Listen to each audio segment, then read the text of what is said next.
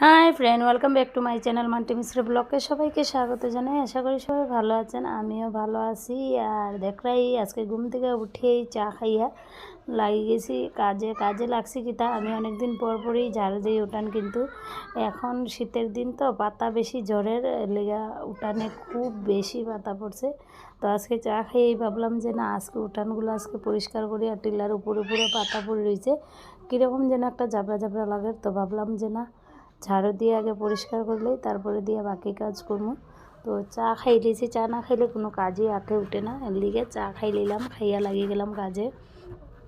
আর দেখতেই পেয়ে এই জায়গাটাত মানে অ্যাকচুয়ালি আমি জাবরাগুলো জ্বালাই না, কিন্তু এখানে পিকনিক করছিল আর যার কারণে কিছুটা নেড়া রয়ে গেছিলো। তো নেড়ার কারণে এই জায়গাটাতে একটু জাবরা বেশি জমে গেছে। তো ভাবলাম যে এমনি তো উঠাইয়া ফেলাইলে যেই জায়গায় রাখবো ওই জায়গায় জাবরা থাকবো।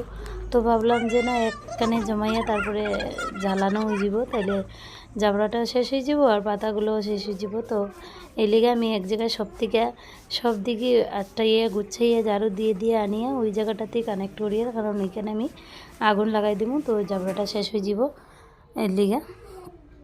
তো ঝাড়ু দেওয়ার পরে বাকি আমার তো সব কাজই রয়েছে, সব কাজ করতে লাগবো।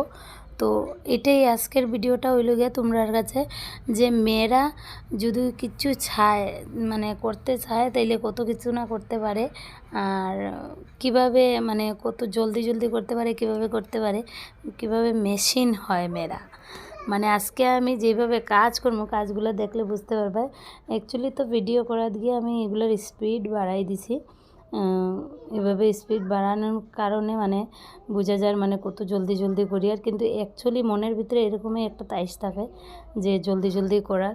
আর বিশেষ করে কালকে রাত্রে আমি কিছুই বানাইছিলাম না। আমার যে মোমোর মালটা বানাইলাই অন্যদিন তো আমি রাত্রিবেলা বানাইয়া ফ্রিজে রাখি দিই, কোনো রকমই নষ্ট হয় না, আমার লেগে সুবিধা হয়। তো গতকালকে রাত্রে অ্যাকচুয়ালি আমরা লাগাবাসাত কীর্তন ছিল আর আমি মোমো বানাইতে পারছি না। তো এটার লেগে আজকে মোমো বানানিটাও রয়ে গেছে, ওইদিকে রান্না সব কিছু। তো আমি ভাতটা ঝাড়ু দিয়ে তারপরে স্নান করিয়ে গেছি, আইয়া লাগিয়ে গেছি কাজে লাগছি। তো দেখরা এই ওদিকে বাঁধাকপি কাটছি, কাটিয়া তারপরে এইদিকে রান্নাও বয়াইছি। মানে ওই কাজটাও রান্নার কাজটাও করতে লাগবো আর মোমো বানাটিও কমপ্লিট করতে লাগবো।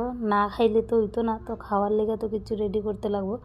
আর এদিকে রান্না করতে করতে আজকে রান্না যে কীরকম হইব আমি নিজেও জানি না, কিন্তু রান্না করতে করতেই আমার এগুলো বানাইতে লাগবো। কারণ রান্না খাওয়া করতে করতে দেখিও বেলা 3টা বাজি যায়। তো এটা করিয়া পরে আমার মোমো বানানোটা হইতো না, এর লিগা আমি রান্না বসে বসে মোমোর কাজটা করি। আর দেখরাই ওদিকে রান্নাম আর ওদিকে এই মোমোর কাজটা করি। তো মোমো বানানোর মধ্যে অনেক কিছু লাগে, তোমরা জানোই। আমি পুরো ডিটেলসটা মোমোর ভিডিও দিছি না। তোমরা যদি চাও যে মোমোর ভিডিওটা পুরো ডিটেলস দিতাম তাইলে SMS করিও, আমি মোমোর পুরা মেনুটা আমি দিয়া দিমু তোমরারে। মানে স্পেশাল কিছু না, যেরকম আমি বানাই ওই মেনুটাই দিমু তোমরারে, চাইলে তোমরাও বানাইয়া খাইতে পারো। একটু প্রথম বানাইলে একটু বেজাল লাগতে পারে, কিন্তু পরে দিয়ে মানে এটা হ্যাবিট হয়ে যায়। তো আমিও শিখছি, যখন আমি প্রথম করছি তো বহুত বেজাল লাগছে, কিন্তু এখন তো পুরা মানে ইজি হয়ে গেছে। ওই দিকটা করিয়ে ওই দিকটা করা যায়। আগে ভাবতাম যে না এটা করতাম না ওইটা করতাম, এটা করতাম না ওইটা করতাম। তো এখন ইজি হয়ে গেছে, জানা হয়ে গেছে সব কিছু কতটুকু কিতা লাগে, তো বানানির লেগে এখন ইজি। তো এদিকে রান্নাও আর এদিকে মোমো। তো প্রায় আমি সবজিটা মিক্স করে লইছি। বাঁধাকপি আমি অ্যাকচুয়ালি আমার ভাল লাগে মোমোর মধ্যে আমি গাজরও দিই মাঝে মধ্যে।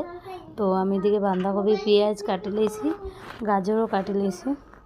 তো সব সবজিটা আমি একলগে করে লইছি আর করিয়ে রাখে দিছি। এখানে আমার আরও অনেকটা জিনিস লাগবো মোমোর।